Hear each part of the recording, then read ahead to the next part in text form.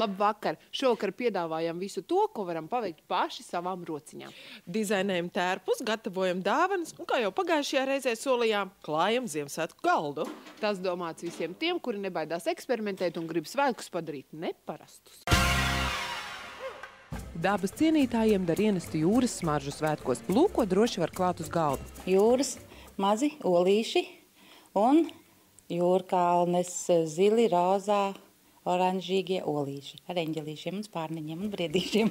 Mazos akmentiņus izšķūrē pa galda virsmu, brangajiem oļiem lipina virsū miniatūras eņģelīšus. Ideja optimistiskajai galda autorei radusies tieši dabā. Pēkšņi aiziet uz jūru vienu dienu.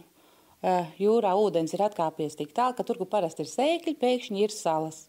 Un ir atklājusies tāda josla ar šādiem akmenīšiem. Tad ir tādās idejas. Bez tām galds tiek rotāts ar milzu svečturi, ar bumbuļiem un eņģeļu dekoriem, asketisku eglīti, kuru eleganti papildina metāla spainis un mazas svecītes, ar briedīšiem, uz kuriem saliek latiņus drošai nākotnē. Arī glāzes tiek pie jaunas rotas, kas svētku dzērienam piešķir burvju garšu.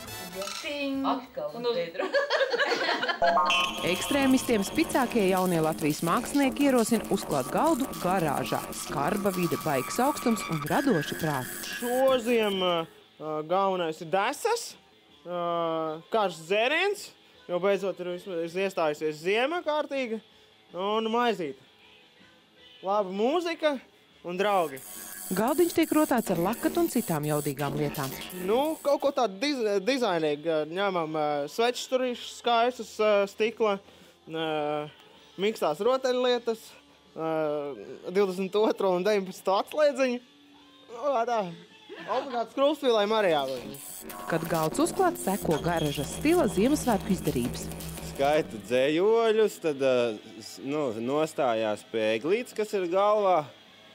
Noskaita dzējoļus. Kā man patīk metināt Ziemassvētku vakarā. Kāds nav eļļu uzlējis, deglis ir aizķepis. Tālūk kopā būšana ekstrēmā vidē dažiem sasilda sirdis visaizraujošākā veidā.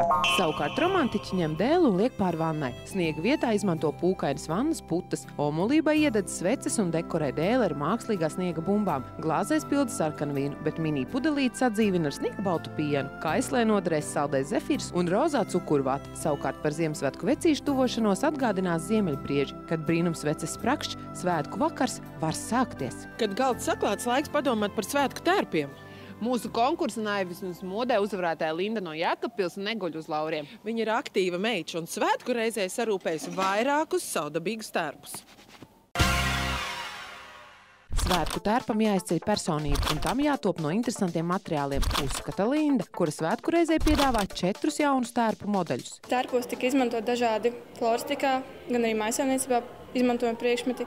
Viens no tiem floristikā tie ir taurenīši, mākslīgie, kas veidot no spalvām. Būtiski, ka taureņa stila tērps tapis no jau nokalpojušiem svārkiem. Savukārt košā cepura ar eksplozīvo spalvu ir meistarstiķis no kartona. Pārliecinošais vīriešu kostīms ir pāršūta vecmodīga žakete, bet cepura atdzīvina aksesuārs broša. Vienā tērpā iemājojuši pavisam dīvaini objekti. Tiek izmantotas dzīvnieka ekstremitātes, tās būtu vārnu kājiņas.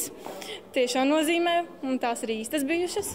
Tālūk, jau lietotas lietas var pārtapt tērpos un aksesuāros. Mēs katrs esam personība, un tādā ziņā šādi tērpi personalizē mūs. Parāda sabiedrībā, kāda mēs izskatāmies patiesībā. Linda uzskata, ka šis ir īstais laiks, lai atbrīvotos no savām ārējām maskām un ļautos eksperimentiem. Tagad ķeramies klāt pie dāvanu maisa. Apmeklējot vintage tirdziņu, smēlāmies idejas pašgatavotām dāvanām. Secinājām, vispirms nepieciešama laba ideja. Tad iedvesma, tad pāris stundu brīvu laiku, un tad dāvana gatava!